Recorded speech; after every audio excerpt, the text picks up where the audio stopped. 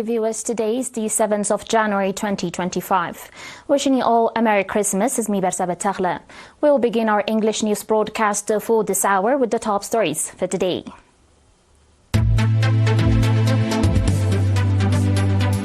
International Conference on Eritrea Studies concludes. Programs implementation in Gbara region.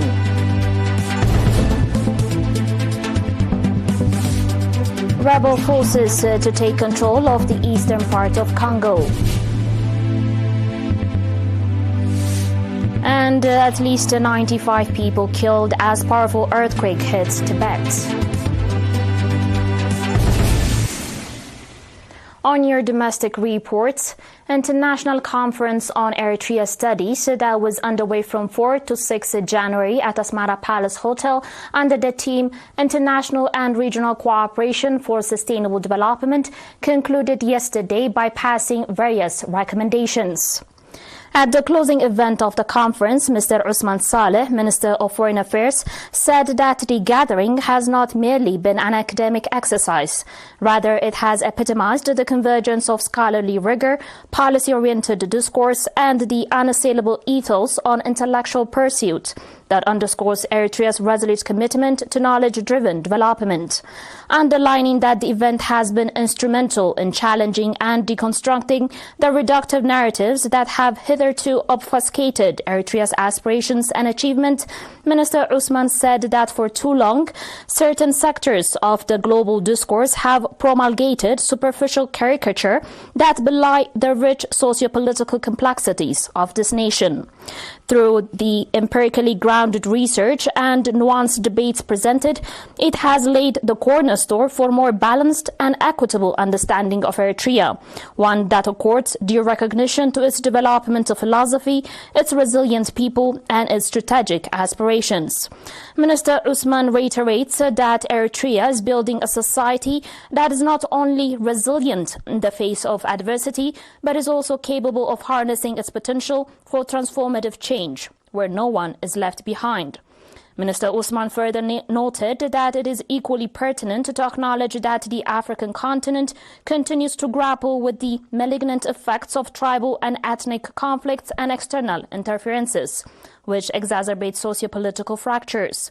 The legacy of colonialism, coupled with the entrenchment of structural dependencies, has deepened these challenges, undermining the continent's ability to forge unified progress.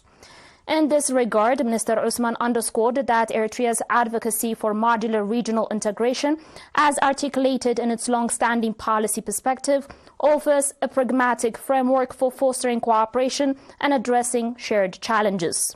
Eritrea seeks to contribute to the establishment of a stable and prosperous regional order, which needs a collective commitment to addressing the root causes of conflict and underdevelopment, including the pernicious legacies of colonialism, dependency, and external interference.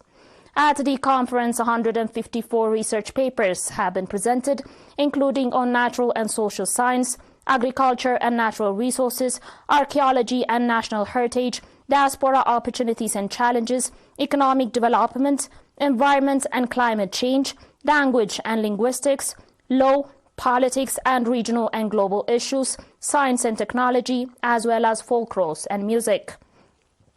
Academicians, experts and researchers from Germany, Italy, the UK, People's Republic of China, Russian Federation, Hungary, India, Egypt, Uganda, Somalia, the US, Canada and others have attended the conference.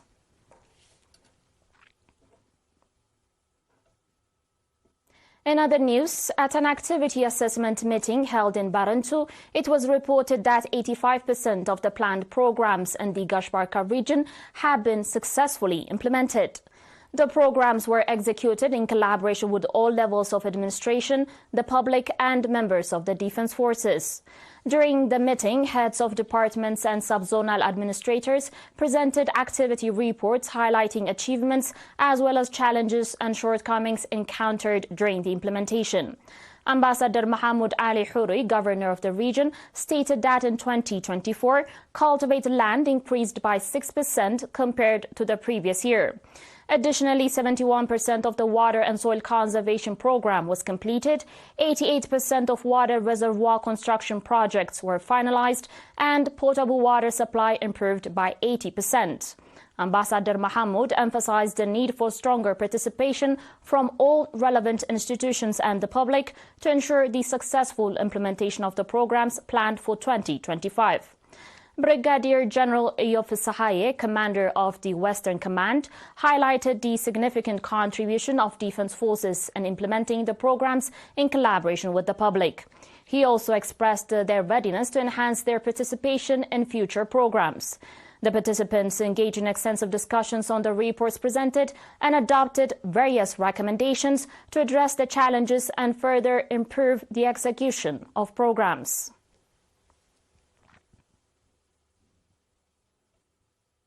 Dear viewers, please stay tuned for your international reports and more after the short break.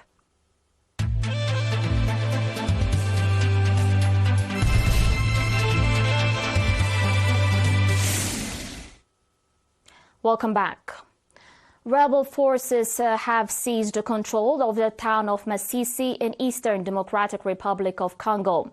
This marks the second town captured by the M23 group in just 2 days in the North Kivu province.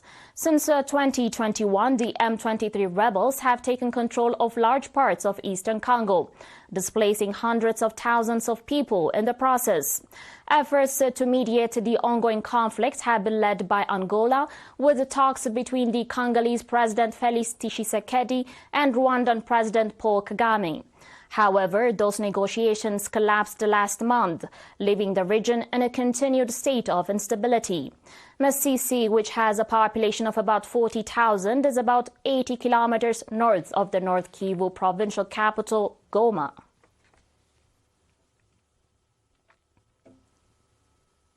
On today's final report, at least 95 people reported killed as powerful earthquake hits Tibet.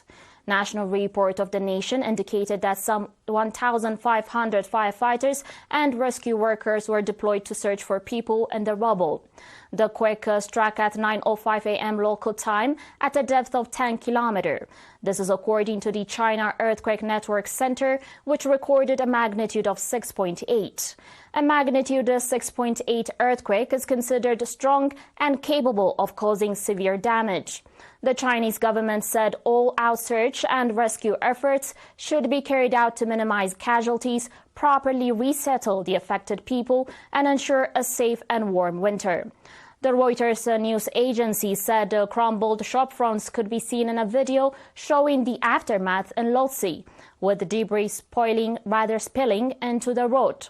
Powerful tremors were also felt in northern India's Bihar state and Nepal's capital, Kathmandu, where residents reportedly ran from their houses as buildings shook. That was it for today, dear viewers, and now a quick recap of the top stories.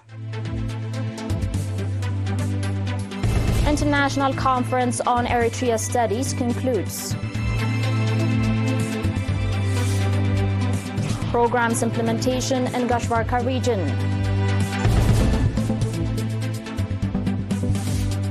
Rebel forces to take control of the eastern part of Congo.